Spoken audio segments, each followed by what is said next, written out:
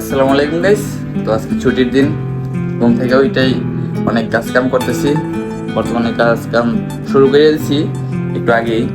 ওই সময় থেকে মানে বাড়িতে কথা বলতেছিলাম, এই কারণে আপনাদেরকে দেখাইতে পারি না ওইরকম ভাবে। তবে এখন দেখেন, আমি আপনাদেরকে দেখাই।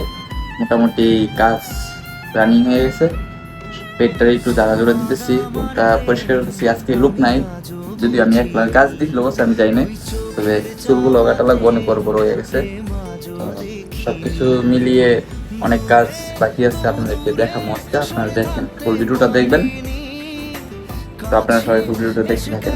দিক দিয়ে পানি ভরে নিয়ে আসছি, এইদিকে দেওয়ালটার মধ্যে পানি মারতে হবে। দেওয়ালটা অনেক বেহাল অবস্থা হয়ে গেছে। শুধু পানি মারলে হইব না, ওয়াটার মিক্সার করবো, তার পাশে আবার ডেটল মিক্সার করবো। প্রথমে ঝাড়ু দিয়ে নিছি। তো এই যে এটা হলো আমি উপরে থাকি।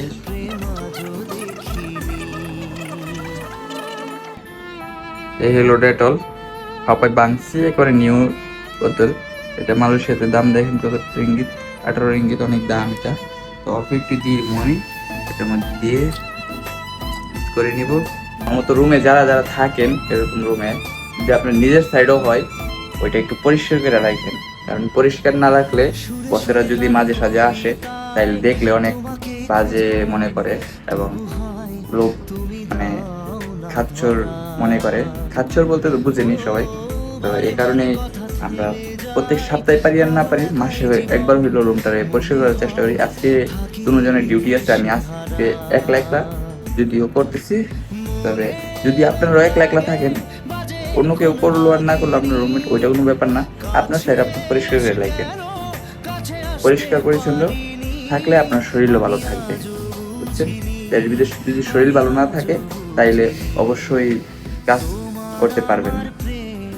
দেশ বিদেশ শরীর সুস্থ রাখা সব থেকে জরুরি।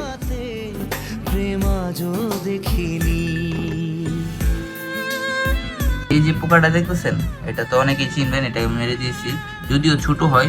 এটার কামড় নাকি সাপের মতো মোটামুটি বিষাক্ত। তো এটা হলো নরসিংদীর ভাষায় এটাকে চেলা বলে। তো রুমের ভিতরে দেখেন, এই জায়গায় সেট আপ দিচ্ছি।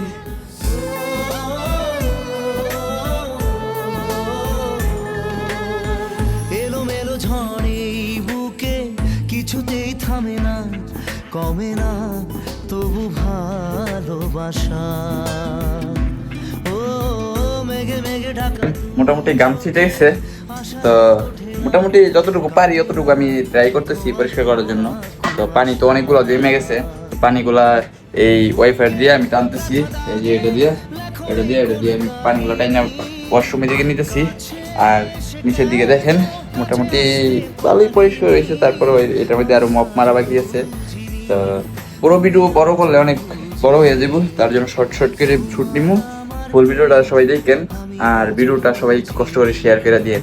আর যারা ফলো দেন নাই, অবশ্যই আমাকে একটু ফলো দিয়ে রাখেন। এইদিকে দেখেন, এদিকে অনেক চিপা জায়গা। দেখেন তলা পর্যন্ত পানি গেছে।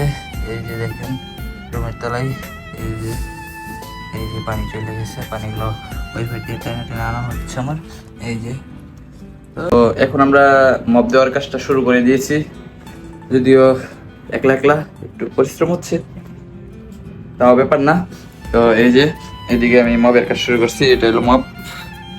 এই যে এটাকে ভালো করে ধুয়ে এবং চিপে এখন মপ মারা শুরু করছি। তো আপনাদেরকে দেখাইতে পারতেছি না, কারণ আমি একলা একলা ভিডিও করতেছি যতটুকু পারতেছি। তো ভিডিওটা অনেক পরিশ্রম করে করতেছিলাম। যদি আপনাদের কাছে ভালো লাগে, অবশ্যই ভিডিওটা লাইক করে দিবেন। এক হাতে পারবো না ভিডিও করতে, দুঃখিত।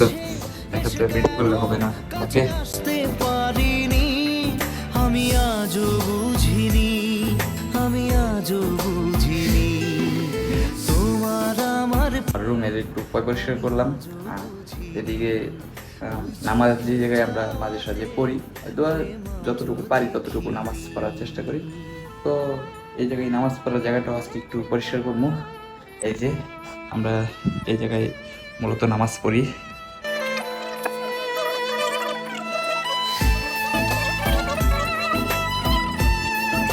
তো অলরেডি সাপোর্ট দিয়ে দিচ্ছি। সাপোর্ট দেওয়ার পর